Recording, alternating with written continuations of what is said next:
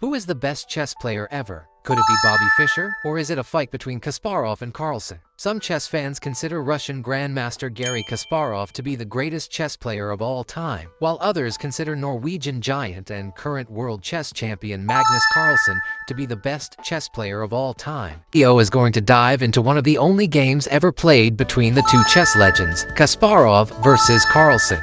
The game starts out with the clocks ticking down, but Kasparov is nowhere to be seen.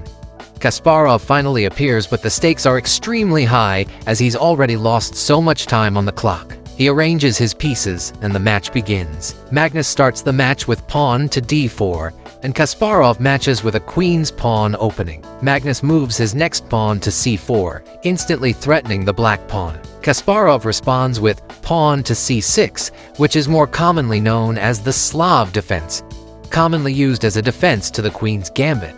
As they continue to develop their pieces, Kasparov moves his knight to d7, and the game devolves into a queen's gambit declined. Magnus moves a pawn forward to e3, looking to solidify his defense of the middle four squares, which are commonly seen as the strongest and most important squares on the board.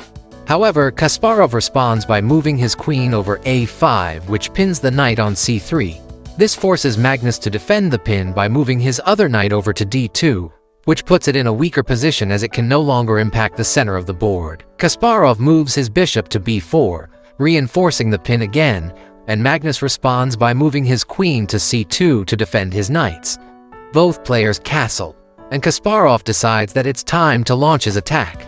He plays pawn to d4, capturing Magnus's pawn and taking control of the center. However, Magnus responds with knight to b3, giving him a beautiful fork on the queen and pawn, forcing Kasparov to retreat and capturing back control of the center with a pawn of his own. Another trade in the middle of the board allows Magnus to place his bishop in a strong position on c4. Right now, both players are fairly even with a slight advantage to Magnus, but time on the clock is starting to run low. Kasparov pulls his queen back to c7, and Magnus responds by activating his rook. Kasparov moves his king side pawn forward to h6, kicking Magnus's bishop on g5. This forces him to retreat the bishop backwards, and black responds by moving the bishop over to d6. This leaves Magnus's king in an extremely precarious position and in danger of a check. If somehow Kasparov can get his queen over to h2, it will be an instant checkmate and the game will be over for Magnus. Luckily for 13-year-old Magnus, he sees this move and pushes his king side pawn forward to h3, creating some breathing room. And this is where things start to get interesting. A few moves later, and Kasparov plays his bishop to h2, checking Magnus's king.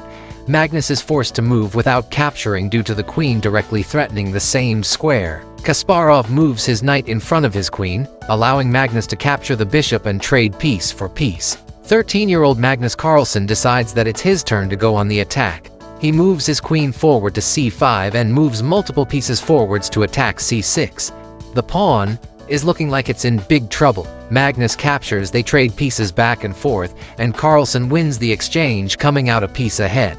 At the same time, he's also threatening to trade his knight for the rook on d8, forcing Kasparov to move it away. At this point in the game, Carlsen has a very active and aggressive position over the current world champion, and things start to get really interesting. Kasparov moves his queen to g6, threatening to check Magnus. He responds by moving his queen to block and offering a queen trade. Kasparov accepts and comes out with a small advantage due to the fact that Magnus now has doubled pawns on the g-file. Kasparov attacks Carlsen's back line, moving his rook to e1 and offering a trade. They are now extremely close to the endgame, and Magnus is going into it with a one-pawn advantage over the world champion.